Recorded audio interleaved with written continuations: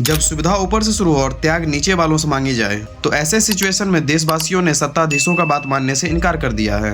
एक वक्त था जब लाल बहादुर शास्त्री जी ने देशवासियों से रिक्वेस्ट किया था कि वो एक वक्त का खाना छोड़ दे, और सच में देशवासियों ने खाना छोड़ दिया था। अब यही चीज हम देशवासियों से फिर से दोहराया जा रहा है। जनता से कहा जा रहा है कि सोना मत खरीदो, कार मत चलाओ, पब्लिक ट्रांसपोर्ट का यूज करो, फॉरेन ट्रिप्स को कैंसिल करो।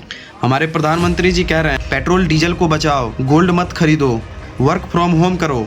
लेकिन जनता के मन में ये सवाल है कि पहले इसका एग्जाम्पल कौन सेट करेगा, पॉलिटिशियंस या फिर पब्लिक। शास्त्री जी की बात को लोगों ने इसलिए भी माना क्योंकि इन्होंने पहले अपने घर में ही खाना बनना बंद करवाया था। उसके बाद इन्होंने हम देशवासियों से रिक्वेस्ट किया था कि हम लोग एक वक्त का खाना छोड़ दें। लेकिन आज सिचुएशन अलग है।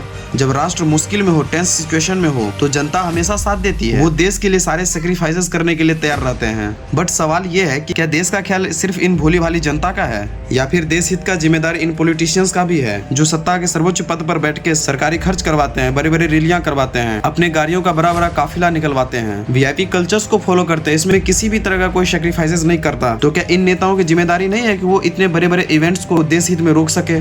क्योंकि सैक्रिफाइसेस का सबसे बड़ी ताकत होती है जब सत्ता के सर्वोच्च पद पर बैठे सत्ताधारी देश हित के लिए खुद त्याग करके दिखाए। तब इस सिचुएशन में सत्ताधारियों की बात को माना भी जाता है, अन्यथा मोदी जी का ये डिमांड सिर्फ अपील बनकर रह जाएगी। ईरान के साथ जो इजराइल और यूएसए का वार चल रहा है, उसको देखते हुए मोदी जी ने हम देशवासियों से रिक्वेस्ट किया है। सबसे पहले मोदी जी ने हम देशवासियों से पेट्रोल और डीजल को कम यूज करने के लिए कहा है। गोल्ड खरीदने से मना कर दिया, बिल्कुल मना कर दिया। चाहे घर में शादी ही क्यों न हो या कोई भी फंक्शन क्यों ना हो, गोल्ड नहीं खरीदना है। और मोदी जी ने रिक्वेस्ट किया कि कोरोना टाइम में, लॉकडाउन के टाइम में जो हमने वर्क फ्रॉम होम वाली जो प्रोसेस था, उसको फिर से शुरू कर दें। अगर किसी को कोई सामान कहीं पे भेजना है तो वो ट्रेन का यूज करे, क्योंकि ट्रेन इलेक्ट्रिक है। और देशवासियों से ईवी कार, ईवी स्कूटर्स को ज्यादा से ज्यादा यूज करने के लिए कहा है। और जिनके पास ये ना हो, वो पब्लिक ट्रांसपोर्ट बस या ट्रेन का ज़्यादा से ज़्यादा यूज करे।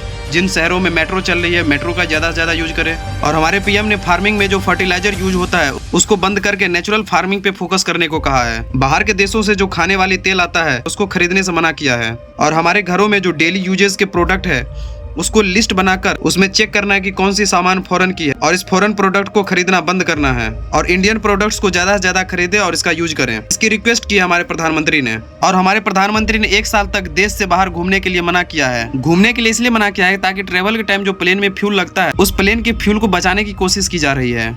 तो अब ईरान वर्सेज इजराइल यूएसए युद्ध का प्रभाव इंडिया में भी आ चुका है। तो इसलिए अगर पेट्रोल डीजल नहीं बचाया, अगर पेट्रोल डीजल की प्राइसेस बढ़ी, तो पूरे देश में ट्रांसपोर्ट महंगा होगा। और हमारे देश में जो गोल्ड है वो बाहर से आता है, जो हमारे देश को डॉलर दे के खरीदना पड़ता है, जिससे रुपया कमजोर होता है। इसलिए हमारे पीएम ने रिक्वेस्ट की है कि हम गोल्ड ना खरीद के डॉलर के मुकाबले रुपये का रेट भी बचाने की कोशिश की जा रही है। तो हमारे प्रधानमंत्री ने एक साथ इतनी सारी समस्याओं से लड़ने की अपील की है, क्योंकि आने वाला समय काफी खराब होने वाला है। अगर ईरान वर्सेज इजराइल यूएसए का कॉन्फ्लिक्ट खत्म नहीं हुआ, इसलिए हमारे प्रधानमंत्री भविष्य के संभावित खतरों से बचने के लिए इन सारी समस्याओं से लड़ने की अपील की है। नेक्स्ट वीडियो के लिए फॉलो कर लेना। Thank you.